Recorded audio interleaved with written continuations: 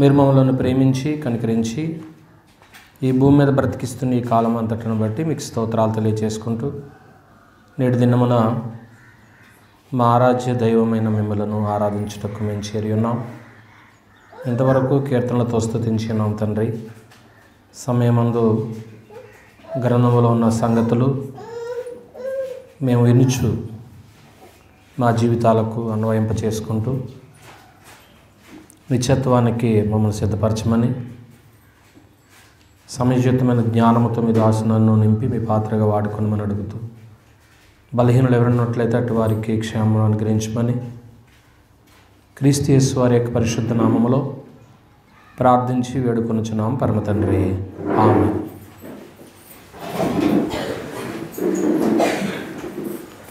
దేవునికి స్తోత్రాలండి. ఆరాధికులుగా చేరవచ్చిన దేవుని బిడ్డలైన మీ అందరికీ ప్రభువైన యేసుక్రీస్తు వారి నామములో వందనాలు తెలియజేసుకుంటూ, ప్రభునందు ప్రియమైన దేవుని వారలారా, మన తండ్రి శాశ్వతుడు, నిత్యుడు. ఆయన తన ప్రజలైన వారికి కూడా శరీరం అయితే ఇచ్చి ఉన్నారు, కానీ శరీరములో నివసింపు చేస్తున్నటువంటి ఆత్మ అయితే శాశ్వతమైనది కనుక ఒకవేళ ఏ మార్పులు జరిగినా శాశ్వతంగా నాతో పాటు ఉండాలని దేవుడు జగత్తుకు ముందుగా చేసినటువంటి ఆలోచనలను బట్టి కాలము సంపూర్ణమైనప్పుడు భూమి మీద పెంతెకొస్తు పండుగ రోజున ఒక రాజ్యాన్ని స్థాపించారు 3000 మందితో. స్థాపించబడిన రాజ్యం అది క్రీస్తు ప్రభు యొక్క పరిపాలన క్రింద ఎంతకాలం కొనసాగుతుంది అనేది ఈరోజు మనం ఆలోచన చేస్తాం. పెంతెకొస్తు రోజున ప్రారంభమైనటువంటి క్రీస్తు పరిపాలన ఎంతకాలము కొనసాగుతుంది అనేది మనం ఆలోచన చేస్తే, కొరింథీయులకు రాసిన మొదటి పత్రిక 15వ అధ్యాయము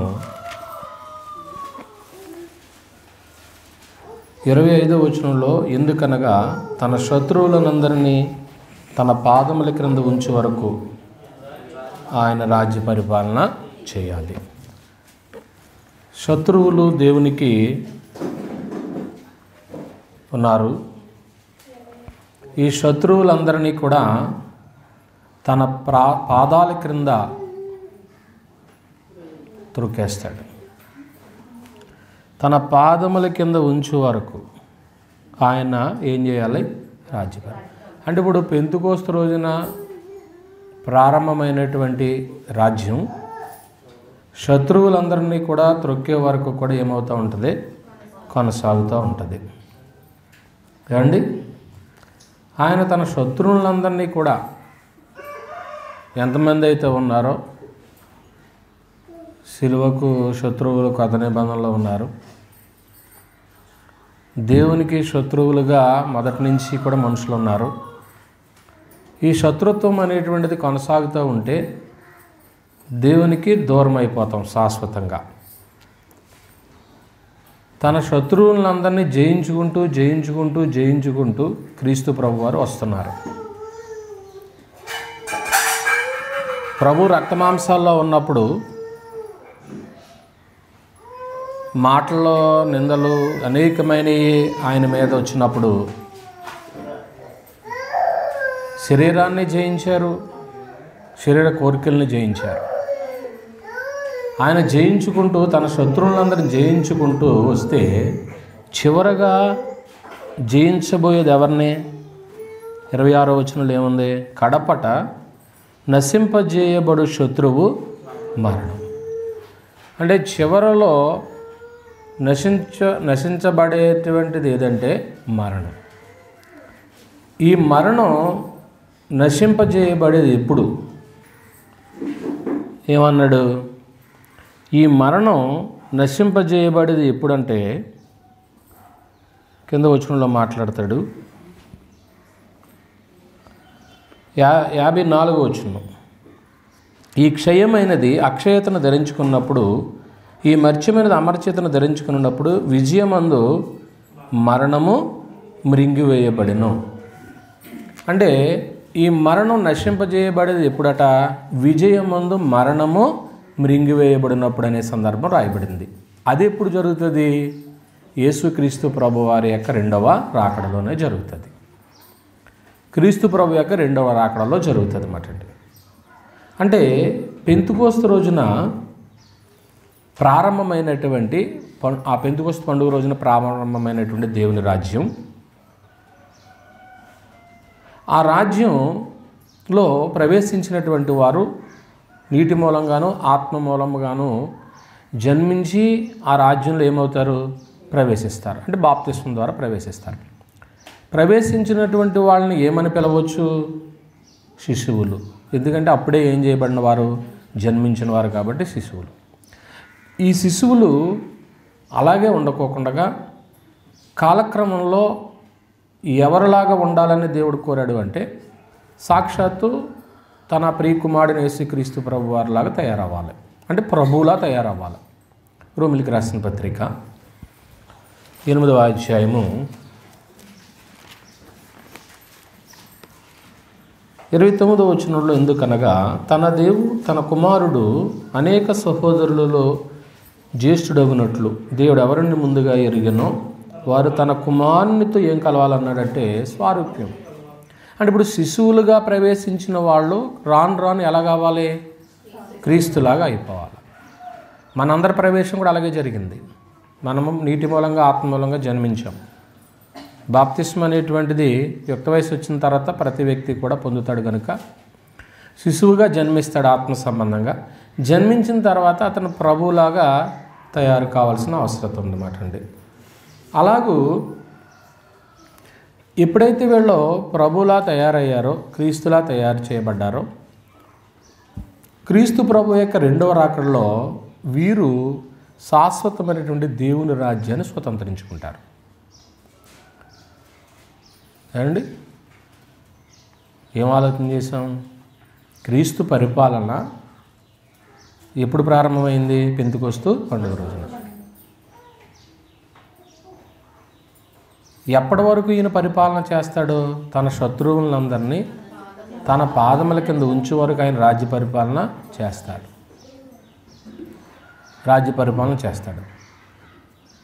ఇలా శత్రువుల్ని జయించుకుంటూ వచ్చిన తర్వాత చివరి శత్రువు ఎవరన్నాడు? మరణం.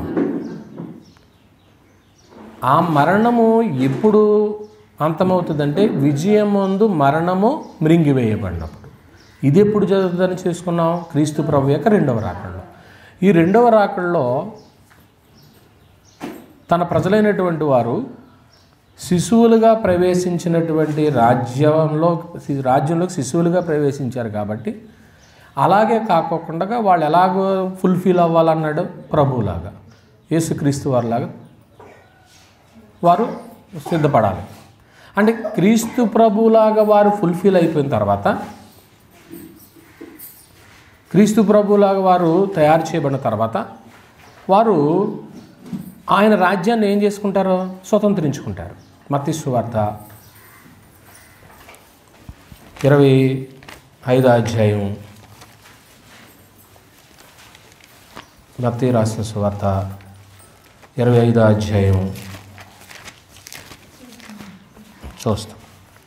25వ అధ్యాయము 34వ వచనంలో, అప్పుడు రాజు తన కుడివైపున ఉన్న వారిని చూచి, నా తండ్రి చేత ఆశీర్వదింపబడిన వారలారా రండి, లోకము పుట్టినది మొదలుకొని మీ కొరకు సిద్ధపరిచిన అంటున్నాడు. చూడండి, రాజ్యాన్ని ఏం చేయమన్నాడు? అది మాట. అంటే క్రీస్తు ప్రభు యొక్క రెండవ రాకడలో ఈ శిశువులుగా ప్రవేశించినటువంటి వారు అలాగ ఉంటే రాజ్యాన్ని స్వతంత్రించుకుంటారా? ప్రభులా ఉండాలా? ప్రభులా ఉండాలి.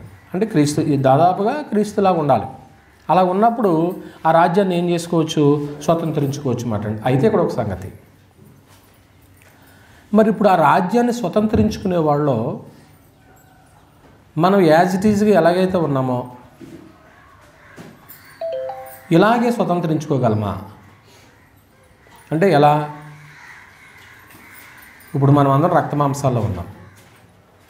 ఇప్పుడు ఈ రక్తమాంసాలతోనే దేవుని రాజ్యాన్ని స్వతంత్రించుకోగలమంటారా? ముందు మాట ఏంటి? శిశువులాగా ప్రవేశించిన వాళ్ళు క్రీస్తులా తయారైన తర్వాత రాజ్యాన్ని ఏం చేసుకుంటారో స్వతంత్రించుకుంటారు. అయితే ఇప్పుడు ఉన్నటువంటి కీలకమైన విషయం ఏంటంటే ఆ రాజ్యాన్ని స్వతంత్రించుకోవాలనుకునేటువంటి వారు రక్తమాంసాలతో ఆ రాజ్యాన్ని ఏం చేయలేరు? స్వతంత్రించుకోలేరు. ఏమండి? కొరింథీయులకు రాసిన మొదటి పత్రిక 15వ అధ్యాయము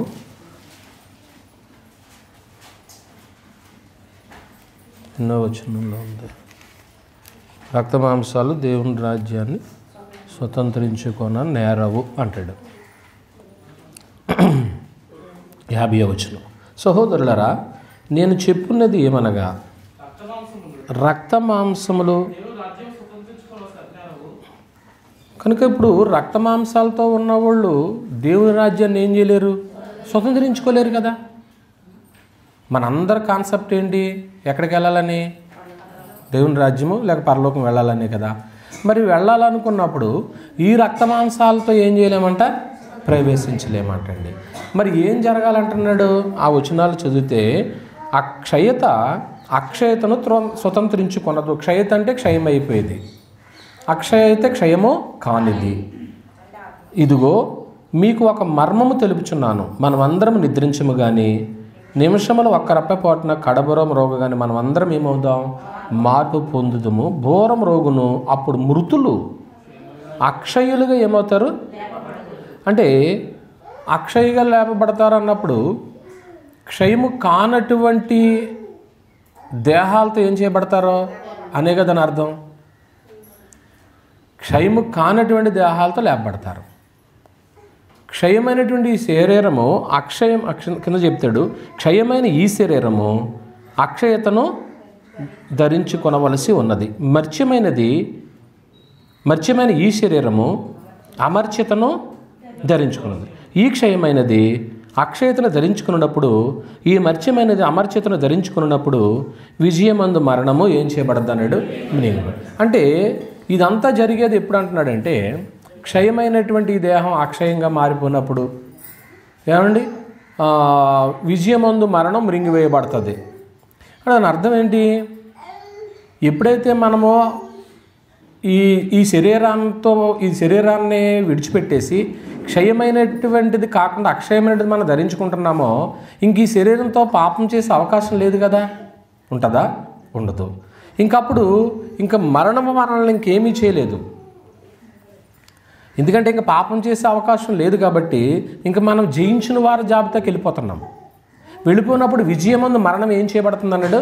మృంగివేయబడిపోతుంది అంటున్నాడు అన్నమాట. ఇది ఎప్పుడు జరుగుతుంది అంటున్నాడు? యేసుక్రీస్తు ప్రభువు వారి యొక్క రెండవ రాకడలో జరుగుతుంది. యేసుక్రీస్తు ప్రభు యొక్క రెండవ రాకడలో జరుగుతుంది. అంటే ఇది విజయమందు మరణం మృంగివేయబడిన మాట అది ప్రవచనం కాబట్టి వాయబడిన వాక్యం నెరవేరును అన్నాడు. అంటే ఇది ఎక్కడో చెప్పబడి ఉంటుంది అన్నమాట గతంలో. అంతేనా దాని అర్థం? ఒక వాక్యం ఫుల్ ఫెడ్జ్డ్గా మీకు కంటిన్యూషన్ లేదు అని అంటే అది ప్రవచనం లెక్క వస్తుంది. ప్రవచనం అంటే అది పాత నిబంధనలో ఎక్కడో చోట ఏమై ఉండాలి? లేఖనం వ్రాయబడి ఉండాలి.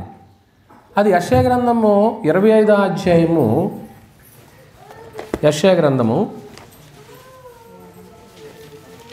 25వ అధ్యాయంలో 8వ వచనంలో మరి ఎన్నడూనూ ఉండకుండా మరణమును ఆయన ఏం చేయను అన్నాడు? మృంగివేయును. ప్రభువైన యెహోవా ప్రతివాని ముఖం మీద బాష్ప బిందువును ఏం చేయను? తుడిచివేయను.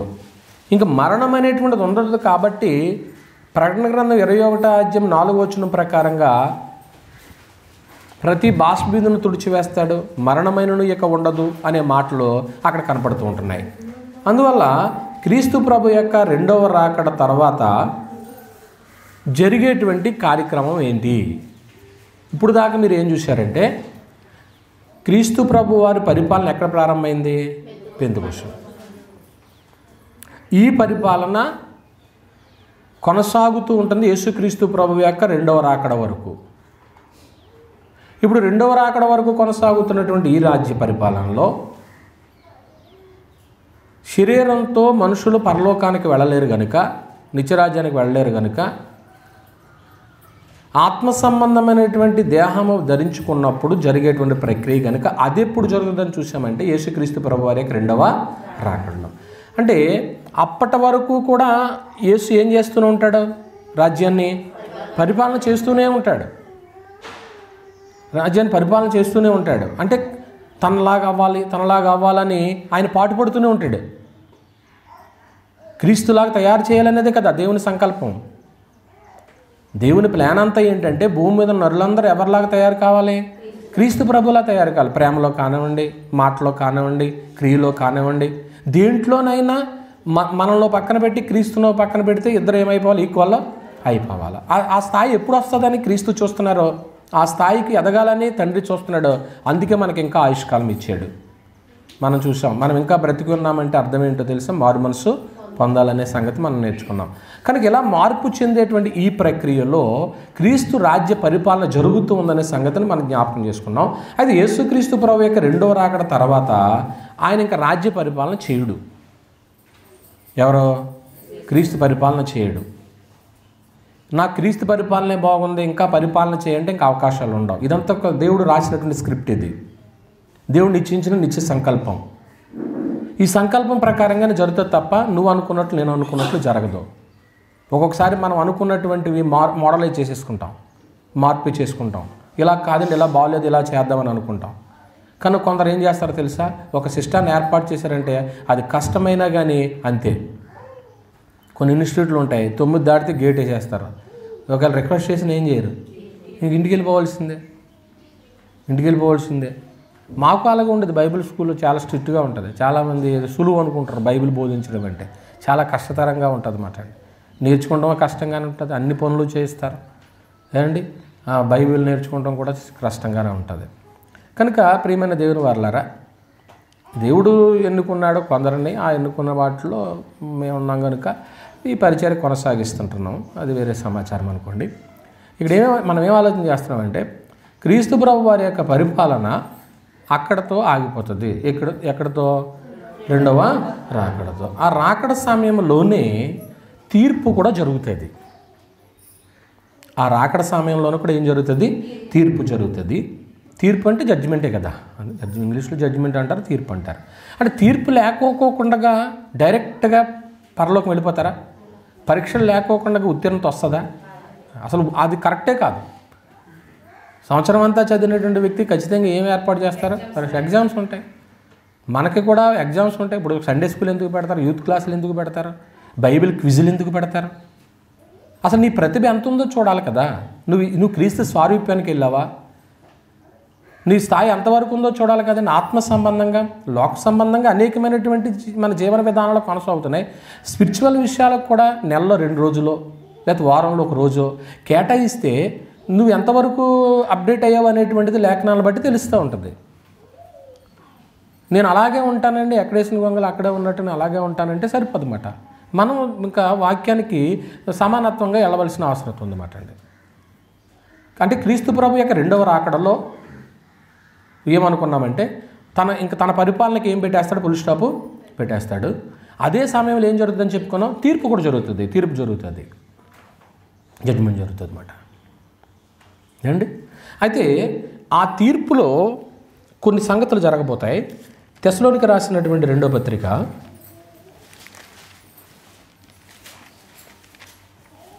1వ అధ్యాయము, తెస్సలోనికి రాసిన 2వ పత్రిక 1వ అధ్యాయము 6వ వచనంలో ప్రభువైన యేసు తన ప్రభావమును కనుపరిచే దూతలతో కూడా పరలోకము నుండి అగ్నిజ్వాలలో ప్రత్యక్షమై, అంటే ఇది రెండో రాకడ గురించి, దేవుని నెరగని వారికి గుర్తుపెట్టుకోండి. నాకు దేవుడు అంటే తెలియదండి. ఇప్పుడు దేవుడు అంటే తెలియని వాళ్ళు ఎవరున్నారండి? దేవుడు గురించి చెప్పమంటే అనేక మంది ఏం చేస్తారు? దేవుడు మాకు తెలుసండి అంటారు. ఏం తెలుసు? వాళ్ళకి తెలిసింది ఏదో కొద్దో గొప్ప. వాళ్ళు ఒక మాట ఎక్కడెక్కడ జ్ఞాపకం చేసుకుంటే, అసలు మన తండ్రి గురించి పూర్తిగా మనకు తెలుసా? ఒక మాట చెప్పండి నాకు. 20 ఏళ్ళు 30 ఏళ్ళు గడిచిపోయినా ఇంకా మన దేవుని గురించి మనకు పూర్తిగా తెలీదు. ఏదో ఒక చిన్న ఆవగింజలో ఇంకా పావుంటూ కూడా మనకు తెలియలేదు దేవుని గురించి. ఆయన గురించి మనకు తెలియాలంటే ఇదిగో పరిశుద్ధ గ్రంథం ఉంది. దీన్ని చదివే ఓపిక ఎక్కడుంది? చదివినా కానీ అర్థం చేసుకునే జ్ఞానం ఎక్కడుంది? ఇది మహోన్నతుని విద్య కదా. సరే, నీకు తెలిసిన పరిధిలోనే ఎప్పుడైతే నువ్వు క్రీస్తు ద్వారా దేవుని తెలుసుకునే అవకాశం దేవుడు ఇచ్చాడు, అది గొప్ప భాగ్యం కదా. యేసుక్రీస్తు ప్రభు వారు, సరే దేవుడు అంటే తెలియదు అనుకుందాం ఒక ఎత్తు. ఈ ప్రపంచానికి ఏసు తెలుసా? ఏసు తెలుసు. ఏసు ఎలా తెలుసు? కొందరికేమో ఏసులాగా తెలుసు, కొందరికేమో క్రీస్తులాగా తెలుసు, కొందరికో మెస్సియాలా తెలుసు. మరి ఈ తలపోట్లన్నీ పోవాలంటే పూర్తిగా వాళ్ళ కొత్త నిబంధన ఏమవ్వాలి? అర్థం అవ్వాలి. కొందరు యేసుక్రీస్తు సంఘం అంటారు. యేసు వేరు, క్రీస్తు. యేసు అంటే శరీరం అంట, క్రీస్తు అంటే శిరస్సు అంట. వేరు చేశారు. అంటే ఇలాగ అనేకమైనటువంటి విభిన్నమైనటువంటి పోవాలంటే, క్రీస్తు నీకు పూర్తిగా తెలియాలంటే ఆ రోజు శిష్యులు అడిగారు, మాకు తండ్రిని చూపించమని అడిగితే ప్రభు ఏమన్నారు? నన్ను చూసిన వారు తండ్రిని చూసినట్లే. అంటే ఇప్పుడు తండ్రిని మనం చూడాలి అంటే సాక్షాత్ ఎవరిలో చూడొచ్చు? క్రీస్తులో చూడొచ్చు. ఆ వెసులుబాటు మనకి ఇచ్చాడు తండ్రి. మీరు ఎలాగో నన్ను చూడలేరు. మోషే ఏం చేయలేకపోయాడు? చూడలేకపోయాడు కదా. నువ్వు నన్ను నా మహిమను చూడలేవు, నన్ను కళ్ళతో నువ్వు చూడలేవు అని చెప్పాడు. అందువల్ల దేవుణ్ణి తెలుసుకోవాలంటే క్రీస్తుని సంపూర్ణంగా మనం తెలుసుకోవాలి. క్రీస్తుని తెలుసుకోవాలంటే ఇంచుమించు నేను ఆ మాట చెప్పవచ్చు అని అనుకుంటున్నాను. క్రీస్తు ప్రభు సంఘం గురించి నీకు పూర్తిగా తెలిస్తే కనీసం 50% నీకు ఏం తెలిసినట్టు అవుద్ది? క్రీస్తు తెలిసినట్టు అవుద్ది. ఎందుకంటే క్రీస్తు ప్రభు యొక్క శరీరమే, క్రీస్తు ప్రభు శిరస్సే, క్రీస్తు ప్రభు సమస్త ప్రాపర్టీ ఎందులో ఉంది? సంఘంలో ఉంది కదా. అంటే నీకు సంఘం ఎప్పుడైతే నీకు ఫుల్ ఫ్లెడ్జ్డ్గా తెలిసిందో దాదాపుగా 50% నీకు తెలిసిపోయినట్లే. అక్కడ వరకు మీరు ఎన్ని మార్కులు వేసుకుంటారో అది మీ ఇష్టం. రైట్, దేవుడు మీకు తెలిసినట్టు అనుకోండి. దేవుని ఎరుగని వారికిని, మన ప్రభు అయిన యేసు సువార్తకు లోబడిన వారికిని, అంటే సువార్తకు లోబడరు చాలామంది. ఎన్నిసార్లు చెప్పినా కానీ మాట వినరు. సువార్తకు లోబడిన వారికిని ప్రతిదండన చేయనప్పుడు, అంటే ప్రతిదండన చేస్తాడంటే అర్థం ఏంటి? ఉగ్రతను కుమ్మరిస్తాడు. అంటే ఇప్పుడు మీకు ఇక్కడ ఈ సంగతి ఏమర్థమైంది ఇందులో అంటే, క్రీస్తు ప్రభు యొక్క రెండవ రాకడల్లో విరోధులకు ఆయన ఎలా కనపడతాడంటే ప్రతిదండన చేసేస్తాడు కాబట్టి, ఉగ్రత కుమ్మరిస్తాడు కాబట్టి భయంకరుడిగా కనపడతాడు. ఇప్పుడు తల్లి కొడుకుని కొడుతుంది అనుకోండి, ఆ సమయంలో తల్లి ఎలా కనపడుతుంది? కొడుక్కి దెయ్యంలా కనపడుతుందంట. వాస్తవమే, భయంగా కనపడుతుంది. ఇంటి బాబు నా తల్లి ఎలాగైపోయింది ఏంటి? రాక్షసులాగా అనుకుంటారు. నా తండ్రి ఎలాగైపోయాడేంటి? భయంకరుడిగా మారిపోయాడేంటి అని అనుకుంటాం. కానీ అప్పటి వరకు, ఆ క్షణానికి ముందు వరకు కూడా నీ విషయంలో ఏం చూపాడు? ప్రేమ చూపుతూనే వచ్చాడు కదా. అంటే నువ్వు నీ తల్లికి నీ తండ్రికి నువ్వు విరోధిగా మారిపోయావు. విరోధిగా మారావు కాబట్టి నీ మీద ఏం చేయవలసి వచ్చింది? బెత్తమో, కొరడాయో, చీపిరి కట్టో, చేతిలో ఏదైనా గెరిటి ఉంటే గెరిటో. గెరిటి దెబ్బలు తిన్నవాళ్ళు ఉన్నారా? చీపిరి దెబ్బలు తిన్నవాళ్ళు అదిగో. పోనీ ఆ పిల్లల్ని చూపించుకోండి. మీరు చిన్నప్పుడు మీరు తినరా? మీరు దెబ్బలు తిన్నారా? దెబ్బలు తిన్నవాళ్ళు చేతులు ఎత్తని చూస్తాను. అసలు ఏమాత్రం దెబ్బలు తిన్నారు నాకు తెలియదు. ఒకసారి వెంటనే దించేసారేంటి? చూడండి. చాలా అదృష్టం. సునీత లక్ష్మి దెబ్బలు తినలేదంట. తిన్నావా మరి? చేతులు ఎత్తారు. దాదాపుగా అందరూ ఏం చేసిన వాళ్ళు ఆ టైంలో మా నాయన ఎంత క్రూరుడిగా మారాడేంటి, మా అమ్మ ఎంత కఠినంగా మారిందేంటి అనుకుంటూ ఉంటాం. అప్పుడు దేవుణ్ణి ఎరగని వారికి, క్రీస్తు సువార్తకు లోబడిన వారికి ఆయన ఎలా కనపడతాడంటే చాలా భయంకరుడిగా కనపడుతూ ఉంటాడండి. కిందకి చదువుతాను, ఇది కంప్లీట్ అయిన తర్వాత నెక్స్ట్కి వెళ్తాను.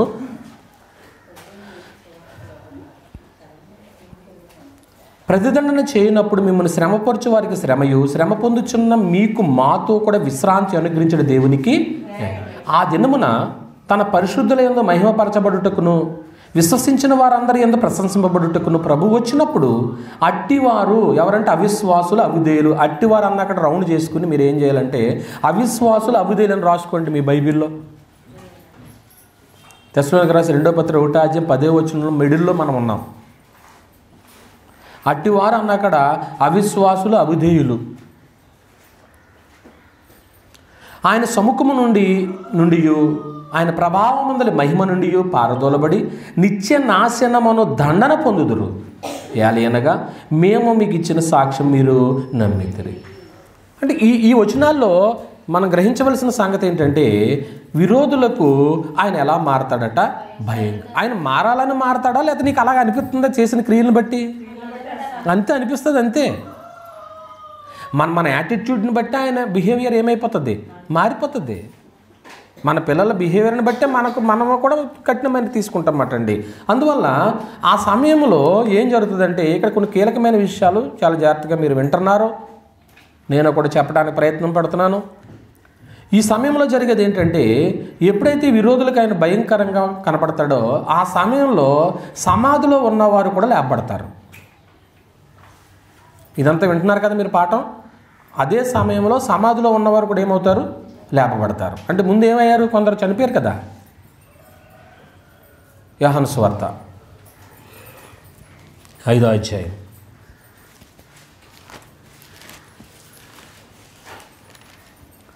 యోహాను సువార్త 5వ అధ్యాయం 28వ వచనంలో దీనికి ఆశ్చర్యపడుకుడి, ఒక కాలం వచ్చుచున్నది, ఆ కాలమున సమాధిలో ఉన్న వారందరూ ఆయన శబ్దము విని మేలు చేసిన వారు జీవ పునరుత్థానమునకును కీడు చేసిన వారు తీర్పు పునరుత్థానమునకును ఏమవుతారట? బయటికి వస్తారు. అంటే ఆ సమయంలో సమాధిలో ఉన్నటువంటి వారందరూ కూడా లేపబడతారు. ఏమండి, ఇక్కడ వరకు మీకు అర్థమైందా? ఇక్కడ వరకు మీకు అర్థమైందా?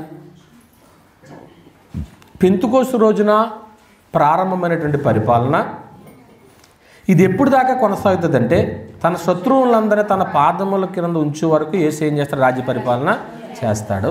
తన శత్రువులందరినీ జయించుకుంటూ వస్తే చివరగా ఆయన నశింపజేయబడే శత్రువు ఎవరో? మరణం అని చెప్పుకున్నాం. ఈ మరణం నశింపజేయబడేది ఎప్పుడు? విజయమందు మరణము మృంగివేయబడినప్పుడు. అది ఎప్పుడు జరుగుతుందని చెప్పాను? యేసుక్రీస్తు 2వ రాకడలోనే. అంటే పెంతుకోస్తు రోజున దేవుని రాజ్యంలో ప్రవేశించినటువంటి శిశువులు ఎవరిలాగా మారాలన్నాం? క్రీస్తులాగా మారాలి. అలాగా మారి యేసుక్రీస్తు ప్రభు యొక్క 2వ రాకడలో ఆయన ఇచ్చే రాజ్యాన్ని ఏం చేస్తారో స్వతంత్రించుకుని. అయితే ఇక్కడ ఒక విషయం ఏం చెప్పుకున్నామంటే ఆ రాజ్యాన్ని స్వతంత్రించుకునేవారు రక్తమాంసాలతో ఏం చేయలేరండి? స్వతంత్రించుకోలేరు. కనుక ఇది క్షయమైనటువంటిది అక్షయంగా మారినప్పుడు జరిగేటువంటి ప్రక్రియ అని మనం చెప్పుకున్నమాట అండి. అయితే యేసుక్రీస్తు ప్రభు యొక్క 2వ రాకడ తర్వాత యేసు ప్రభు ఏం చేయరు? పరిపాలన చేయరు. నీకు కావాలన్నా చేయరు. ఎందుకంటే రొట్టెలు పెట్టేవాడు ఉండడు, ఆ రోజు స్వస్థతలు చేసేవాళ్ళు ఉండరు. ఎందుకంటే అవన్నీ అయిపోతాయి. యేసుక్రీస్తు ప్రభు వారు ఇప్పుడంటే నీ మీద కృప చూపుతున్నారు, నా మీద కృప చూపుతున్నారు, కానీ ఆ రోజు నాకు ఉండవండి. అందరికి ఎలా మారతాడని చెప్పుకున్నాం. విరోధులకు ఎలా మారతాడండి? భయంగా కనపడతాడు. ఆయన భయంగా కనపడతాడు. కనుక ప్రియమైనటువంటి దేవుని వారలారా, అదే సమయంలో ఏం జరుగుతుందని చెప్పాను? సమాధిలో ఉన్నవారు కూడా ఏం చేయబడతారో అదే సమయంలో ఇక్కడ మంచి మాట వస్తుంది. ఇదన్నీ జరుగుతూ ఉంటుండగా అదే సమయంలో తన ప్రజలైనటువంటి వారికి ఘనమైనటువంటి స్వాగతం లభిస్తుంది. తన ప్రజలైనటువంటి వారికి ఒక ఘనమైనటువంటి స్వాగతంలో కూడా ఎలాగుంటాయి? వెల్కమ్ అని రాసేసారనుకోండి, మనుషులు ఎవరు కనపడతలేదు అనుకోండి, ఇష్టం లేనట్టు రాసినట్టు వచ్చినోడు ఆడే వార్తల్లో చదువుకుని అన్నట్టు, అంతేనా? ఇంట్రెస్ట్ ఉన్న వాళ్ళు ఏం చేస్తారు? మనిషి వస్తున్నారు, ఒక గెస్ట్ వస్తున్నారంటే అసలు దాన్ని ఏమంటారు? వెల్కమ్ పార్టీలు కూడా చేస్తారు. కాలేజీలో స్కూల్లోనో ఉంటాయి ఉండవా? ఏమేమి ఉంటాయి? వెల్కమ్, సెండ్ ఆఫా, పేరు వల్ల ఏముంటాయి? మనకి ఏమీ లేవు, ఫ్రెషర్స్ అన్నీ ఉంటాయి. ఏమండి? అంటే మనకు ఒకటి మట్టుకు జరగబోతుంది ఏంటంటే ఒక ఘనమైన స్వాగతం జరగదు. అది మనమే అని అనుకుంటాం, మంచిదే. కానీ తన ప్రియులైనటువంటి వారు అందరికీ అనాలి. తన పిల్లలు ఎంతమంది అయితే ఉన్నారో భూప్రపంచం మీద వారందరికీ కూడా ఘనమైనటువంటి స్వాగతం లభిస్తుంది అన్నమాట అండి. తెస్సలోనికీయులకు రాసిన మొదటి పత్రిక 4వ అధ్యాయం. తెస్సలోనికి రాసిన మొదటి పత్రిక 4వ అధ్యాయము 16వ వచనంలో ఆర్భాటముతోనూ ప్రధాన దూత శబ్దముతోనూ దేవుని బోరతోనూ పరలోకము నుండి ప్రభు దిగి వచ్చును. క్రీస్తునందుండి మృతులైన వారు మొదలెదురు. ఆ మీదట సజీవులను నిలిచిండి మనం వారితో కూడా ఏకంగా ప్రభుని ఎదుర్కొనుటకు ఆకాశ మండలమునకు మేఘముల మీద ఏం చేయబడదాం. ఇది ఘనమైన స్వాగతమా కాదా మనకి? అమ్మా, మీరు చదివినప్పుడు ఏదో అనుకుంటారు, కానీ ఇలాగ దాన్ని వివరణ ఇచ్చినప్పుడు మీ మనసుకి ఏమనిపిస్తుంది? అబ్బా, ఇంత వెల్కమా, మాకు ఇంత ఘనమైన స్వాగతం నాకు వస్తుందా, నన్ను పిలిచేయటానికి ఒక మహనీయుడు వస్తాడా అనిపించినప్పుడు మీ హృదయాలు సంతోషపడతాయి పడవా? పడతాయండి, సంతోషపడతాయి. ఇప్పుడు కొన్ని ఫ్లెక్స్లు వేస్తారు, పలానా చోట మీటింగ్ అండి రండి అంటారు, అందరూ వెళ్ళిపోతారు. అక్కడ మనం పట్టించుకునే వాళ్ళు ఎవరు ఉంటారు? ఉంటారా? కానీ ఇక్కడ స్పెసిఫిక్గా తన ప్రజలైనటువంటి వారికి ఏం జరుగుద్ది అంటున్నాడు. అసలు ఈ స్వాగతం ఎలా ఉండొచ్చు అండి? ఈ ఆహ్వానం ఎలా ఉండొచ్చు? అసలు కొన్ని షాపింగ్లకు వెళ్ళినా, కొన్ని పార్కులకు వెళ్ళినా ఆ ఎంట్రన్సే ఎలా ఉంటుందండి? కొన్ని వివాహాలకు వెళ్తాం. వివాహాలకు వెళ్ళినప్పుడు మనం ఒక వివాహానికి వెళ్ళాం. మేము వెళ్ళగానే ఎంటర్ అవ్వగానే వెళ్ళేటప్పుడు ఏమన్నారంటే, ముందు మీరు ఇక్కడికి ఫోటో దిగాలండి అని 2 సీనరీస్ పెట్టారు, ఫ్రేమ్లు పెట్టారు. అంటే మీరు జంట వస్తే జంట, సింగల్ వస్తే సింగల్, ఇక్కడ దిగాలి. దిగిన తర్వాత మీరు లోపలికి వెళ్ళాలి. సరే, లోపలికి వెళ్ళగానే అదేదో మళ్ళీ ఇంకో డ్రింక్ ఇచ్చారు. ఆ డ్రింక్ తీసుకున్న తర్వాత మళ్ళీ లోపలికి వెళ్ళాం. లోపలికి వెళ్ళిన తర్వాత వివాహ కార్యక్రమం, అది అయిపోయిన తర్వాత వేరే కార్యక్రమం. ఇలాగూ ఆహ్వానమే ఘనముగా ఉందనుకోండి, వెళ్ళినప్పుడు మనకి ఏమనిపిస్తుంది? వెళ్ళగానే మమ్మల్ని మంచిగా రిసీవ్ చేసుకున్నారు, వచ్చేటప్పుడు ప్రార్థన చేయించుకున్నారు, ఏదో కొద్దిగా గొప్ప వారికి కలిగింది ఏదో ఇచ్చారు, సంతోషంతో ప్రార్థన చేసి రావడం జరిగింది. కనుక తన ప్రజలైనటువంటి వారు గుర్తుపెట్టుకోండి, ఇక్కడ చాలా కీలకమైన విషయాలు. నీవు ఆయన ప్రజలుగా ఉంటేనే నీకు ఏం కలుగుతుంది? ఆహ్వానం కలుగుతుంది. లేదంటే నీకు ఇన్విటేషన్ లేనట్లేగా. ఇన్విటేషన్ ఎప్పుడైతే లేదో విరోధిగా నువ్వు వండిపోతావు. విరోధులకి ఆయన ఎలా మారతాడని చెప్పుకున్నావు? భయంకరుడుగా ఉంటాడు. ప్రతిదండన ఉగ్రత పాత్ర కుమ్మరించబడుతుందని చెప్పుకుంటున్నాం. ఏమండి, ఇది ఆత్మ సంబంధంగా బ్రతికింపబడినటువంటి వారికి జరిగేటువంటి ప్రక్రియ అన్నమాట. యోహాను సువార్త 5వ అధ్యాయము 25వ వచనాన్ని మనం చూసినప్పుడు, యోహాను సువార్త 5వ అధ్యాయము, ఇదిగోండి, మృతులు అంటే ఇక్కడ ఎవరు అనుకుంటున్నారో? పాపం చేసి దేవునికి దృష్టిలో దూరం అయిపోయినోళ్ళే. ఆ మాటను బట్టి ఎవరు? మృతులు. ఆ మృతులు అన్నా అక్కడ మీరు రౌండ్ చేసుకొని చెప్తాను. మీ బైబిల్లో మృతులు అన్నది రౌండ్ చేయండి. పాపం చేసిన వాడు దేవుని దృష్టిలో మృతుడు అని రాసుకోండి. అక్కడ చిన్న అక్షరాలతో పాపం చేసిన వాడు దేవుని దృష్టిలో మృతుడు అని రాసుకోండి. ఉందా? బైబిల్ ఫాలో అవుతున్నారు మీరు? ఒకవేళ అంతకే మీకు లేదనుకోండి, అక్కడ రౌండ్ చేసుకుని హైలైట్స్ ఉంటాయి కదా, దాన్ని బట్టి ఇది కొంచెం మార్క్ చేసుకుని సరిపోద్ది. మృతులు దేవుని కుమారుని శబ్దము విను గడియ. ఆ శబ్దం అన్న అక్కడ రౌండ్ చేసి సువార్తను రాసుకోండి. ఆ శబ్దం అన్న అక్కడ సువార్తను రాసుకోండి. అంటే ఇప్పుడు చనిపోయినటువంటి వారు శబ్దం వింటే ఏం చేయబడతారో? లేపబడతారు. మళ్ళీ అడుగుతున్నాను, చనిపోయిన వారు శబ్దం వింటే లేపబడతారు. ఇప్పుడు బరియల దొడ్డుకి వెళ్ళి ఒక బోర్ అట్టుకుని వెళ్ళి బుయ్యమని ఊదాం అనుకోండి, అందులో వాళ్ళు వేస్తారా? మరి ఈ మాటకు అర్థం ఏంటి? రైట్, అది సంగతి మీకు మనసుకు రావాలని నేను ఆలోచిస్తున్నాను. ఇప్పుడు ఆత్మ సంబంధంగా ఒక వ్యక్తి చనిపోయాడంటే దేవునికి ఏమైపోయాడు? దూరం అయిపోయాడు. దేవునికి దూరం అయిపోయినటువంటి వ్యక్తి సువార్తను విన్న తర్వాత అతను ఏమవుతాడు తెలుసా? బ్రతికింపబడతాడు. అది సువార్త శబ్దం అంటే. సువార్త శబ్దం అంటే ఏంటో తెలుసండి? అసలు ప్రభు పేతురు గారికి ఏం చెప్పాడు? పరలోక రాజ్యం యొక్క తాళపు చేతులు నేను నీకు ఇచ్చుచున్నాను. నువ్వు భూలోకముందు దేన్ని బంధిస్తావో అది పరలోకంలో బంధించబడద్దే, భూలోకంలో దేన్ని విప్పుతావో అది పరలోకంలో ఏం చేయబడద్దే. అంటే ఒక వ్యక్తి సువార్త ప్రకటిస్తుంటున్నప్పుడు ద్వారాలు ఏం చేయబడతాయి? తెరవబడతాయి. ఇది ఇప్పుడు సువార్త శబ్దం అంటే సువార్త. ఇక ప్రపంచమంతా ఊగిపోతుంది ఆ సువార్త. యేసు ప్రభు వారి యొక్క మరణ సమాధి పునరుత్థానం. మరి ఆ పునరుత్థానం అటువంటి ఆ శబ్దాన్ని నువ్వు విను గడియ వచ్చి ఉన్నది, ఇప్పుడే అది వచ్చి ఉన్నది. దాన్ని వినువారు ఏమవుతారు? జీవిస్తారు. నిశ్చయముగా జీవిస్తారని నిశ్చయముగా అంటే ఇప్పుడు నీకు జీవించాలని ఉంటే సువార్తకి ఏమవ్వాలా? ఆ శబ్దం వినపడుతుందా మీ ఇంట్లో? రోజు వినపడుద్ది. అన్ని శబ్దాలు పట్టించుకోకండి, చాలా శబ్దాలు ఉన్నాయి, సువార్తలు కాదు. అందువల్ల ప్రియమైన దేవుని వారలారా, మనం ఏం ఆలోచన చేస్తున్నామంటే, ఎవరైతే ఆత్మ సంబంధంగా బ్రతికింపబడ్డారో, ఎప్పుడైతే చనిపోయిన వ్యక్తి బ్రతికింపబడ్డాడనే మాట వచ్చిందో బైబిల్ పదం చెప్దాం అక్కడ. దాన్ని ఏమంటారో? పునరుత్థానం. చనిపోయిన వ్యక్తి బ్రతికాడు అంటే ఏమంటారు దాన్ని?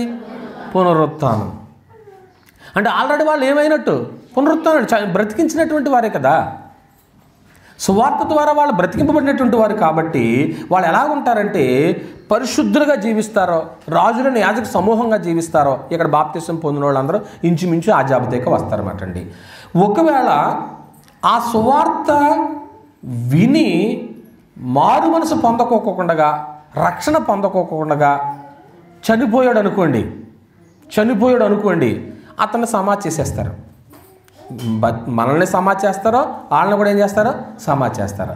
ఇలాగూ సువార్తకి విధేయుడు కానివాడు కూడా యేసుక్రీస్తు ప్రభు యొక్క రెండవ రాకడలో సమాధుల్లో నుంచి ఏమవుతాడు? బయటికి వస్తాడు. సమాధుల నుంచి బయటకు వస్తారన్నమాట అండి. సమాధుల నుంచి బ్రతి అది ఎక్కడుంది? 5వ అధ్యాయం 28వ వచనం. దీనికి ఆశ్చర్యపడకుడి, ఒక కాలం వచ్చున్నది, సమాధిలో ఉన్న వారందరూ ఆయన శబ్దం విని. ఇక్కడ మీకు అర్థమైందా? పైన ఒక శబ్దం అన్నాడు, ఇక్కడ శబ్దం. ఆ శబ్దం ఏంటి? సువార్త. ఈ శబ్దం సువార్త కాదు, ఇది అందరికి ఒకటే శబ్దం. ఇది అందరూ కూడా ఆ శబ్దం విని మృతుల్లో నుంచి ఏం చేయబడతారు? లేపబడతారు. అందరూ కూడా శరీరంతో లేపబడిపోతారు, వారుకున్నటువంటి స్థితిని బట్టి లేపబడతారు. అది ఖచ్చితం, వారు బ్రతికింపబడేది. ఎందుకో తెలిసే కింద చెప్తున్నాడు మాట అండి. మేలు చేసిన వారు ఎక్కడ పోతారు? కీడు చేసిన వారు ఎక్కడ పోతారు? ఖచ్చితంగా ఏముంది? తీర్పు ఉంది, పునరుత్థానం ఉంది అంటానికి అది తథ్యం, అది ఖచ్చితం అంటానికి రుజువు ఎవరంటే క్రీస్తు ప్రభు వారే. అపోస్తల కార్యముల గ్రంథం 17వ అధ్యాయం. అపోస్తల కార్యముల గ్రంథము 17వ అధ్యాయము 31వ వచనాన్ని మనం చూసినప్పుడు, ఎందుకనగా తాను నియమించిన మనుషుని చేత నీతిని అనుసరించి భూలోకమునకు తీర్చబోయాడు ఒక దినమును ఏం చేశాడు ఆయన? చూసారా? భూలోకానికి ఏం చేయబోతున్నాడు? ఒకరోజు జడ్జిమెంట్ డే ఉంది కదా, తీర్పు దినం ఉంది కదా. ఒక మనిషిని నిర్ణయించాడు అంటున్నాడు కదా. ఆ మనిషి ఎవరో? ప్రభు అయిన యేసుక్రీస్తు వారు కదా. భూలోకంలో తీర్పు తీర్చబోయాడు ఒక దినము నిర్ణయించున్నాడు. మృతుల్లో నుండి ఆయనను లేపినందున దీన్ని నమ్ముటకు అందరికీ ఏం కలిగజేశాడు? ఒకవేళ ఆయనే లేకపోతే ఏది లేదని మనం అనుకుందాం. తీర్పు, పునరుత్థానం లేదు, తీర్పు లేదు, ఇలాగే చెప్తాడు పాస్టర్ గారు. బైబిల్ నమ్మిన వాళ్ళు ఇలాగే చెప్తారు. చచ్చిపోయిన తర్వాత ఎవడు చూసి వచ్చాడు అని అందరూ. ఇప్పుడు నువ్వు ఆ మాట అంటానికి నువ్వు సరిపోతావా? ఎందుకని ఆల్రెడీ కళ్ళ ముందు ఒక ఆయన ఏం చేశాడు? చనిపోయి తిరిగి లేపబట్టి ఆధార్ కార్డు అందరికీ వచ్చింది అన్నాడు. ఇవాళ నువ్వు క్రీస్తుని నమ్ముకున్నామంటే సిగ్గుపడిన అవసరంలే. ధైర్యంగా నా క్రీస్తు తిరిగి లేచాడని ప్రపంచమంతా కోడైకి వస్తుంది కాబట్టి, ఆ క్రీస్తుని నేను నమ్మాను కాబట్టి, ఆ క్రీస్తు యొక్క అధికారం కింద నేను ఉంటున్నాను కాబట్టి, రెండవ రాకడలో ఆయన వచ్చినప్పుడు నేను సన్నిహితుడిగా ఉంటాను కాబట్టి నేను జీవ పునరుత్థానానికి వెళ్తాను తప్ప తీర్పు పునరుత్థానంలో నేను ఉండను. ఎంత మహాభాగ్యం అది! ఎలా ఆయన పరిపాలన కింద ఉన్నటువంటి వాళ్ళకి.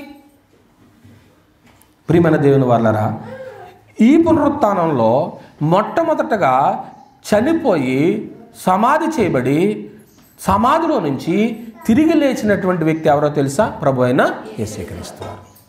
ప్రథమ ఫలము క్రీస్తు అన్నాడు. చూడండి ఆ మాట ఎక్కడుంది? కొరింథీయులకు రాసిన మొదటి పత్రిక 15వ అధ్యాయము 20వ వచనాన్ని మనం చూసినప్పుడు, ఇప్పుడైతే నిద్రించిన వారిలో ప్రథమ ఫలముగా, అదండి ఇట్టి పునరుత్థానానికి ప్రథమ ఫలముగా లేపబడింది ఎవరట? క్రీస్తు అండి. తర్వాత ఆయన వారు వెనకాల ఒకరికొకరు ఏం చేయబడతారో లేపబడతారు. అంటే ఇప్పుడు చనిపోయామనుకోండి లేపబడతారా? మనం చచ్చిపోయాం అనుకోండి లేపబడతామా? మనం లేపబడమా చెప్పండి. ఎవరిని బట్టి చెప్పారు మీరు?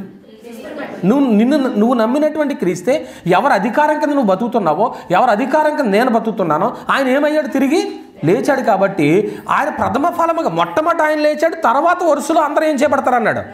ఖచ్చితం ఏమండి? తర్వాత క్రీస్తు వచ్చినప్పుడు ఆయన ఆగమనంలో ఏం జరుగుతుందో 15-24 చెప్తున్నాడు చూడండి. అటు తర్వాత లేకపోతే 23 లేకపోతే నేను చదువుతున్నాను, అందరూ జాగ్రత్త మీ బైబిల్ తీసి చూడండి. 22 నుంచి చూడండి. ఆదామునందు ఎలాగ మృతి పొందుచున్నారో అలాగనే క్రీస్తునందు అందరూ ఏం చేయబడతారు? మరి ప్రతి వాడును తన వరుసలో ఏం చేయబడతాడు? బ్రతికబడతాడు. ప్రథమ ఫలము క్రీస్తు. తరువాత క్రీస్తు వచ్చినప్పుడు 2వ నెంబర్ వేసి పుట్టినోట్లో ఆగమనం అని రాశాడు చూడండి. అంటే యేసుక్రీస్తు ప్రభు రెండవ రాకడని ఏమంటారు? ఆగమనం అంటారు. క్రీస్తు వచ్చినప్పుడు ఆయన వారు ఏం చేయబడతారు? బ్రతికింపబడతారు. అటు తరువాత ఆయన సమస్తమైన ఆధిపత్యమును, సమస్తమైన అధికారమును, బలమును కొట్టివేసి తన తండ్రి అయిన దేవునికి రాజ్యం ఏం చేస్తాడట? అప్పగిస్తాడు. ఇది క్రీస్తు ప్రభు వారు వచ్చినప్పుడు జరిగేటువంటి ప్రక్రియ. అంతవరకు కూడా ముగింపుకు వచ్చేస్తుంది పాట. అంతవరకు కూడా దేవునికిని ఆయన ప్రజలకును కూడా ఈ సమన్వయం కుదర్చడానికి మధ్యవర్తిగా ఒక ఆయన ఉన్నాడు. అన్నా ఇప్పుడు దాకా నేను చెప్పినటువంటి పాఠమంతా ఈ రాజ్యపాలన జరుగుతూ ఉంటుంది. యేసుక్రీస్తు ప్రభు రాకడ రాబోతుంది.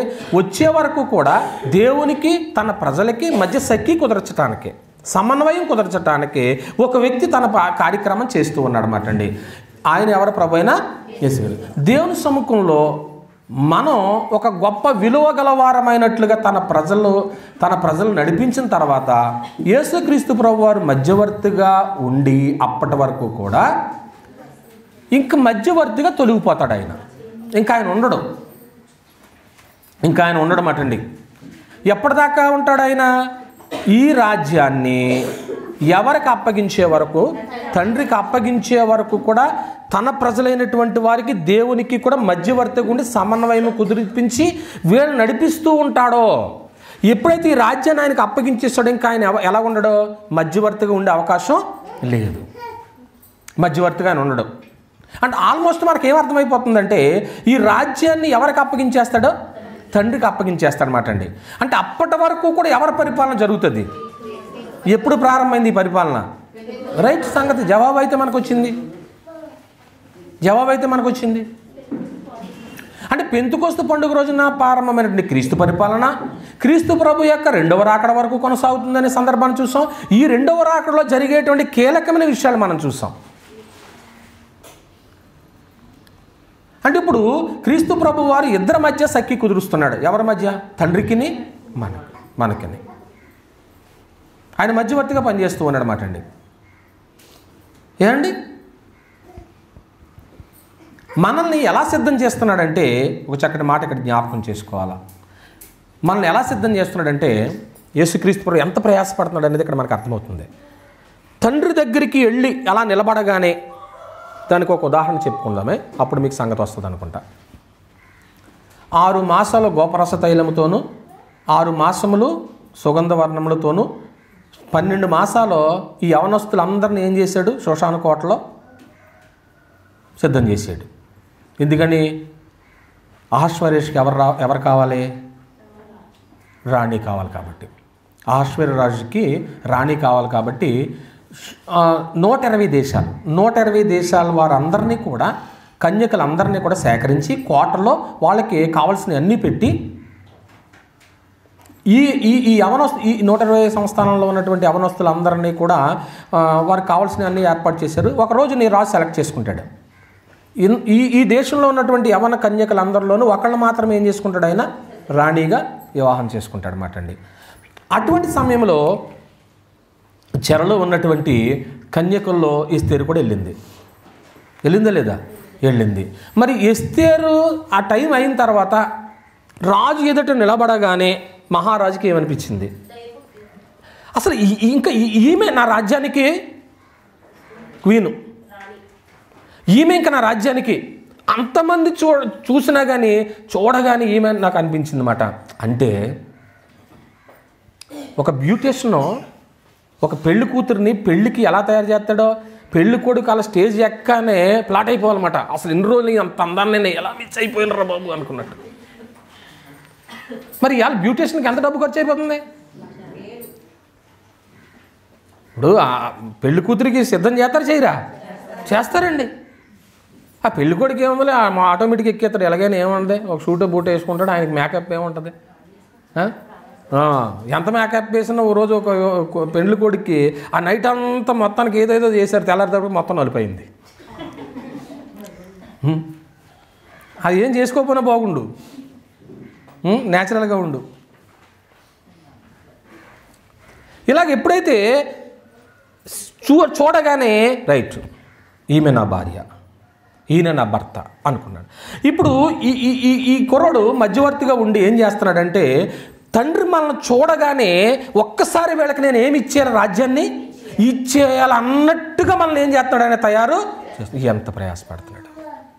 అంటే ఆయన పరిపాలనలో ఖాళీగా ఉన్నాడా? మీరు అడిగే మాట బాగుంటుంది, అయ్యగారండి రేపు ఖాళీగా ఉన్నారా, నాకు చాలా సంతోషం అవుద్ది.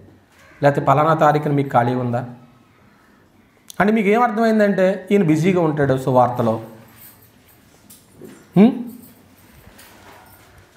ప్రియమైన దేవుని వారలారా, క్రీస్తు ఖాళీగా లేరండి, క్రీస్తు ఖాళీగా లేరండి.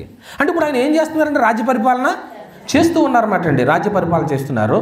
ఇప్పుడు జరగబోయేటువంటి ఒక విషయాన్ని మనం చెప్పుకుంటే జవాబు వచ్చేస్తుంది. 15వ అధ్యాయము కొరింథీయులకు రాసిన మొదటి పత్రిక, ఎక్కడ ఆగాం?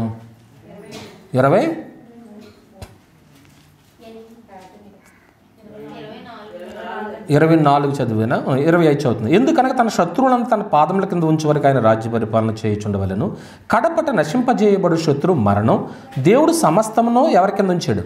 క్రీస్తు పాదముల క్రింద నుంచి లోపరిచి ఉంచాడు. సమస్తము లోపరిచి ఉన్నదని చెప్పినప్పుడు ఆయనకు సమస్తము లోపరిచిన వాడు తప్ప, అంటే తండ్రి తప్ప సమస్తము లోపరిచి ఉన్నదన్న సంగతి విషదమే. 28వ వచనం చాలా జాగ్రత్తగానండి. దేవుడు సమస్తమును ఆయనకు లోపరిచినప్పుడు దేవుడు సర్వములో సర్వమోగు నిమిత్తము కుమారుడు తనకు సమస్తము లోపరిచిన దేవునికి తానే ఏమైపోతాడో. అంటే ఎప్పుడైతే మనల్ని ఆయనకు హ్యాండ్ ఓవర్ చేసేసాడో, మళ్ళీ చెప్తున్నాను, ఎప్పుడైతే సంఘాన్ని ఆయనకి హ్యాండ్ ఓవర్ చేసేసాడో అప్పుడు యేసుక్రీస్తు ప్రభు వారు కూడా ఆయనకి ఏమైపోతాడో, ఇంకా ఆయనకి ఇంకా అధికారం. ఆ పాయింట్ అర్థమైందా మీకు? అంటే ఎంత కీలకమైన సంగతులు జరిపించుకుంటూ వెళుతున్నాడో క్రీస్తు మనకు అర్థమైతే నిజం మనం ధన్యంలే. ప్రతి ఆదివారం కూడా క్రీస్తుని మనం ఏం చేసుకుంటాం? జ్ఞాపకం చేసుకుంటాం. సంవత్సరానికి ఒకసారో నెలకోసారో కాదు. ఇంకా తాను కూడా లోబడిపోతాడనమాట అండి తండ్రికి. అంటే ప్రతి అధికారం ఎవరి దగ్గర నుంచి వచ్చింది? తండ్రి దగ్గర నుంచి వచ్చింది. క్రీస్తుకు కూడా అధికారం ఎవరు ఇచ్చారు? తండ్రే ఇచ్చారండి. ఇదిగో నాకు ఇచ్చావు, ఇంతకాలం నేను చేశాను, ఇదిగో తిరిగి నీకు ఏం చేస్తున్నాను అధికారాన్ని ఇచ్చారు. మీకు ఎవరైనా ఒక బాధ్యత అప్పగించారనుకోండి, ఆ బాధ్యత తిరిగి ఏం చేయాలా? తిరిగి మళ్ళీ ఎవరైతే అప్పగించారో వాళ్ళకి అప్పగిస్తే నువ్వు నమ్మకమైన వ్యక్తి అవుతావు. నువ్వు ఆయన దృష్టిలో ఒక మంచి వ్యక్తిగా పరిగణించబడతావు. క్రీస్తు కూడా అలాగే చేశాడనమాట అండి. ఇప్పుడు ముగింపులో మనం ఏం ఆలోచన చేయాలంటే, ఇప్పుడు దాకా నేను చెప్పిన సందర్భాలు మరొకసారి మీకు రిపీట్ చేసి ముగింపిస్తాను. పెంతెకోస్తు రోజున ప్రారంభమైనటువంటి పరిపాలన, క్రీస్తు పరిపాలన, తన శత్రువులందరినీ పాదముల కింద ఉంచే వరకు ఏం చేస్తాడు? ఆయన పరిపాలన చేస్తాడు. తన శత్రువులు జయించుకుంటూ పోతూ చివరగా జయించేది ఎవరిని? మరణాన్ని. ఈ మరణము ఎప్పుడు నశింపజేయబడదని చెప్పుకున్నాం? విజయమందు మరణం రింగివేయబడినప్పుడే. ఇది ఎప్పుడు జరుగుతుంది? క్రీస్తు ప్రభుకి 2వ రాకడలో. ఈ 2వ రాకడలో తన ప్రజలైనటువంటి వారు రాజ్యంలో ప్రవేశించిన శిశువులు ఎవరిలా తయారవ్వాలా? క్రీస్తులాగా తయారు కావాలి. అలా తయారైనప్పుడు వాళ్ళకి పిలిచి ఏమిస్తాడైనా రాజ్యాన్ని ఇస్తాడని చెప్పుకున్నాము. అయితే ఆ రాజ్యంలో ప్రవేశించే వాళ్ళు రక్త మాంసాలతో ప్రవేశించే అవకాశం లేదు. కాబట్టి ఇది మార్పు చెందాలి, ఈ శరీరాలు మార్పు చెందాలి.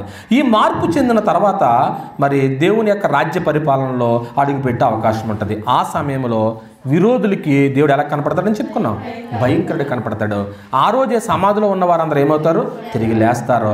తన ప్రజలైనటువంటి వారికి మట్టుకు ఘనమైన స్వాగతం లభిస్తుందని చెప్పుకున్నాము. ఒకవేళ ఎవరైతే సువార్త శబ్దం విని రక్షణ పొందలేదో వాళ్ళు మా జీవితం ముగించబడిపోయింది, సత్యాడ్రంకి గొడవ లేదు అనుకుంటాక లేకుండా ఆడు తిరిగి మళ్ళీ ఏమవుతాడు? లేపబడతాడు. దేనికి లేపబడతాడో? జడ్జిమెంట్కి. జడ్జిమెంట్ వాళ్ళకే ఉంది, మనకే ఉంది. మనమేమో జీవ పునరుత్థానానికి వెళతాం, వాళ్ళేమో తీర్పు పునరుత్థానానికి వెళతారని చెప్పుకున్నమాట అండి. ఈ పునరుత్థానం జరుగుతుంది అనటానికి రుజువు ఎవరో? ప్రథమ ఫలంగా ఎవరు లేపబడ్డారో? క్రీస్తు లేపబడ్డారో. ఈ క్రీస్తు ఆయన రెండవ రాకడలో ఆగమనంలో తండ్రికి తన రాజ్యాన్ని ఏం చేస్తాడో? అప్పగిస్తాడు.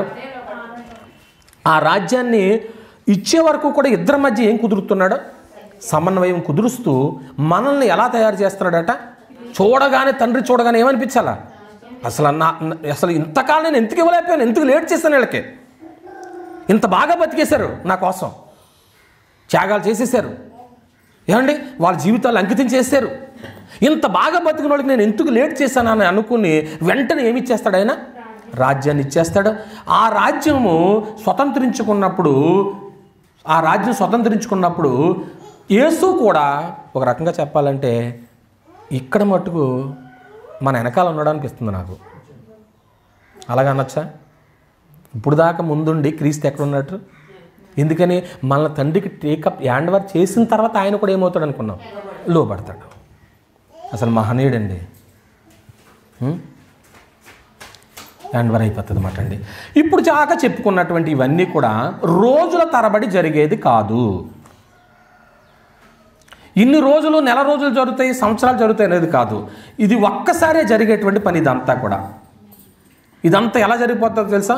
క్షణాల్లో ఏమైపోద్ది? జరిగిపోతుంది. ఇప్పుడు దాకా చెప్పిందంతా సత్యమని ఒప్పుకుంటున్నారా? ఇప్పుడు చెప్పేది కూడా సత్యమని ఒప్పుకోవాలి. ఇప్పటి వరకు ఏం జరిగిందంటే మనందరికీ కూడా కొందరు సేవలు చేస్తున్నారు. ఎవరు సేవలు చేస్తున్నారు తెలుసా? ఈ సృష్టి అంతా ఏం చేస్తుంది? మనకి సేవలు చేస్తుంది. ఒప్పుకుందామా? సూర్యుడు శక్తిమంతుడా కాదా? ధారాళంగా ఏం చేస్తున్నాడు? సేవ చేస్తున్నాడు. ప్రకృతిలో అన్ని శక్తులు ఉన్నాయి. ఇవన్నీ కూడా మనకి పరిచయం చేస్తుంది. ఎంతవరకు పరిచయం చేయాలనుకుంటాం తెలుసా? తండ్రి వీళ్ళని ఎప్పుడు తీసుకెళ్తావా?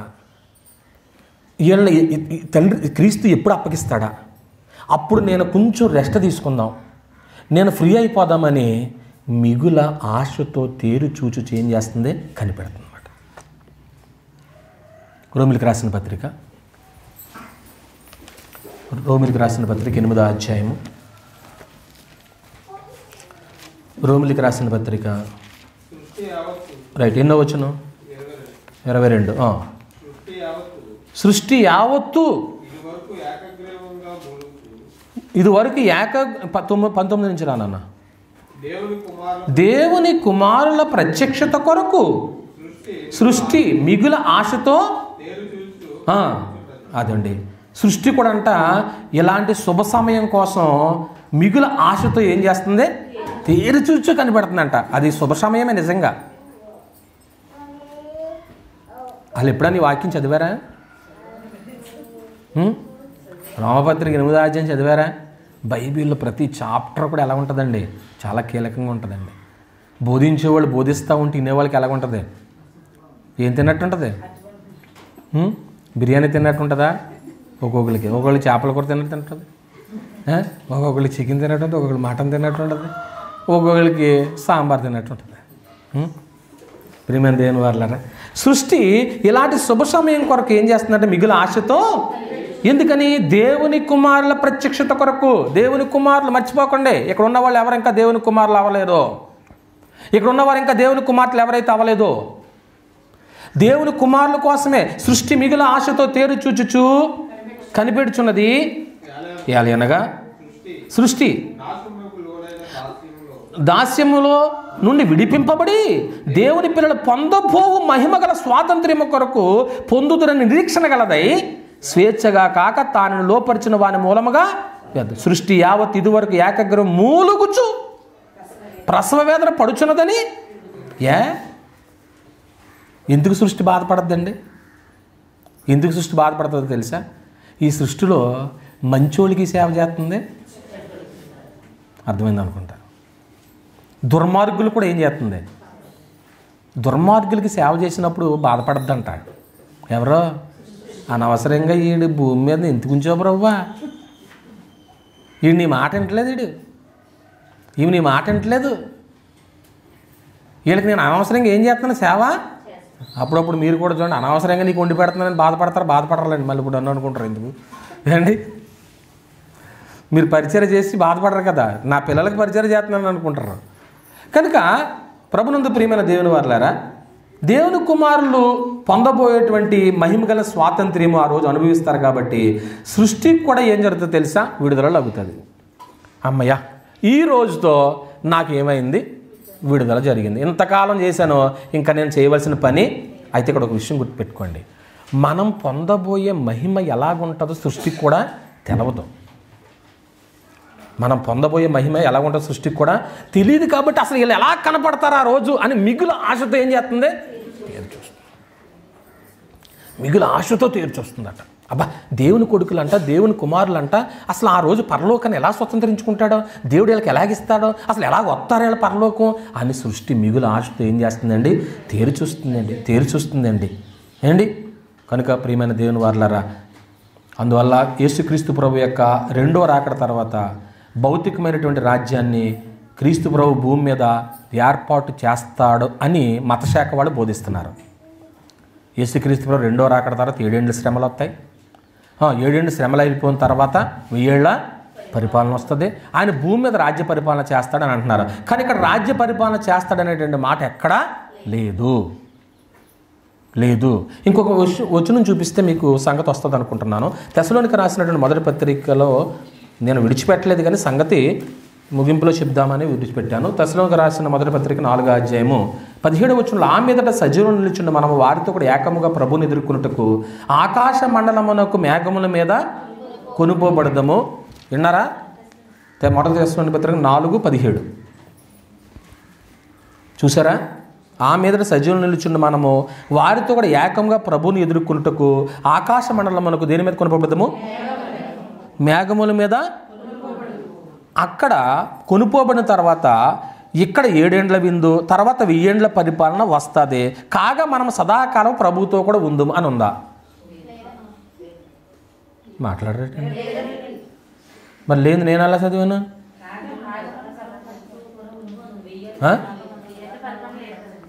లేదు, నేను ఎలా చదివాను? రైట్, ఆ మాట రావాలా. కల్పించి చదివితేనే మీరు పసిగట్టారే. కల్పించిన బోధలో ప్రపంచంలో ఉన్నప్పుడు మీ చెవిని పడినప్పుడు ఏమనిపించాలి? ఇది మనుషులు కల్పించిన బోధ. ఇక్కడ ఏమని ఉందో చెప్పండి? సదాకాలము ప్రభు మేఘముల మీద కొనుపోబడదాము, తర్వాత ఇంకేమీ లేదు. మనం సదాకాలం ఎవరితో ఉంటాం? మరి ఇంకా 7 ఏళ్ళ పరిపాలన, 1000 ఏళ్ళ పరిపాలన, 7 ఏళ్ళ విందు ఎక్కడ ఉంది? ఇంక ఇక్కడ పేరెత్తను రికార్డింగ్ ఉంటుంది. కాబట్టి వాళ్ళు ఏం చేస్తున్నారు తెలుసా? కొందరు అబద్ధ బోధలో చేస్తారు. 7 ఏండ్లు విందు ఉంది, 1000 ఏళ్ళ పరిపాలన ఎక్కడుందండి? ఇంకా లేదండి. లేదు ప్రియమైన వారలారా, సత్యమైన బోధలో మీరు మేము ఉన్నాం. దేవుని మహాకృపను బట్టి ఆయన రాజ్య పరిపాలన క్రింద మనం ఉండాలన్నమాటండి. ఆయన రాజ్యము ఇప్పుడు ఎక్కడుందో చెప్పండి? ప్రజెంట్ నేడు ఎక్కడుంది? భూమి మీద ఉంది, దోపచర్లో ఉంది. ఉందా లేదా? మరి ఈ రాజ్యంలో నువ్వు ఉన్నావా? ఈ రాజ్యంలో నువ్వు లేదనుకో, నువ్వు శత్రువుగా ఉంటావు. ఆయన పాదాల కింద ఏం చేస్తాడు? నిన్ను ఆ రోజు తొక్కేస్తాడు.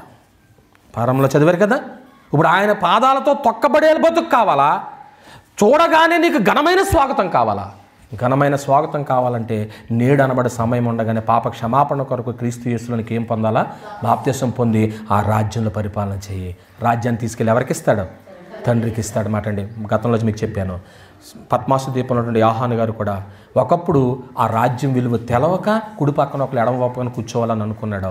తర్వాత ఏమంటాడో తెలుసా? ఆ రాజ్యంలో నేను ఎవరిని పాలివాడను అన్నాడు. ఆ రాజ్యం నేను పాలివాడను అన్నాడు. కనుక ప్రియమైన దేవుని వారలారా, ఆయన రాజ్య పరిపాలన క్రింద నువ్వు ఉండు, ఒక లేకపోతే ఆ రాజ్యంలో ప్రవేశించు. ఈ మాటలను హెచ్చరించుకుంటూ మీకు తెలియచేస్తూ వాస్తవాలు గ్రహించాలని వినుచున్నటువంటి ప్రజలందరికీ తెలియచేస్తూ, ఒకవేళ ఈ ప్రసంగంలో మీకు ఏదైనా సందేహం ఉన్నట్లయితే మా నెంబర్లు ఉంటాయి, మీరు సంప్రదించవచ్చు. వాస్తవాలు తెలుసుకోండి. మీ దగ్గరలో ఉన్నటువంటి క్రీస్తు సంఘాన్ని సంప్రదించండి, సువార్థికులను సంప్రదించండి. సత్యాలు అనేకులకు తెలియచేయండి. ఇంతటితో ముగిస్తున్న మీ అందరికీ వందనాలండి. ప్రార్థన చేసుకుందాం. తలలో ఉంచి కళ్ళు మూసుకోనండి. పరమందు ఆసనుడైన తండ్రి, మీ ఘనమైన నామానికి స్తోత్రాలు. ప్రకటింపబడిన మాటలు నీరు కట్టి ఫలింపచేయండి, ఆలోచింపచేయండి. సమాజానికి సత్యాన్ని అందిస్తున్నాం, మమ్మల్ని సత్యంలో ఉంచావు. ఇంకెవరైతే క్రీస్తు ప్రభు వారి యొక్క పరిపాలన క్రింద లేరో ఆ పరిపాలన క్రింద రావటానికి వారి హృదయాలు సిద్ధం చేసుకునే మనసు దయచేయండి. ఎందుకంటే ఇయాలో రేపో తెలియదు యేసు ప్రభు రాకడా. వచ్చినప్పుడు ఆయన పరిపాలన ముగించబడిపోతుంది. పెంతెకోస్తు రోజున ప్రారంభమైన పరిపాలన క్రీస్తు ఆగమనంలో పులి స్టాప్ పడుతుంది. అది ఎప్పుడో తెలియదు కనుక సిద్ధపడి ఉంటాం. మాకు మంచిది. ఆ రాజ్యంలో ఉన్నటువంటి వారు క్రీస్తు మమ్మల్ని ఎలా తయారు చేస్తున్నారో తండ్రి చూడగానే మాకు రాజ్యం ఇవ్వాలి అన్నట్లుగా మమ్మల్ని సిద్ధపరుస్తున్నారు. ఒకళ్ళు ఇంకా ఏదైనా లోపాలు ఉన్నట్లయితే తండ్రి మమ్మల్ని క్షమించి వాక్యాన్ని బట్టి పరిపూర్ణంగా క్రీస్తు లాంటి స్వారూప్యం కలగవారిలాగా మమ్మల్ని సిద్ధపరచమని, మా అపరాధాలు క్షమించమని మా ప్రభువైన యేసు క్రీస్తు వారి పేరటి ప్రార్థన అడిగి వేడుకొనుచున్నాం తండ్రి. ఆమేన్.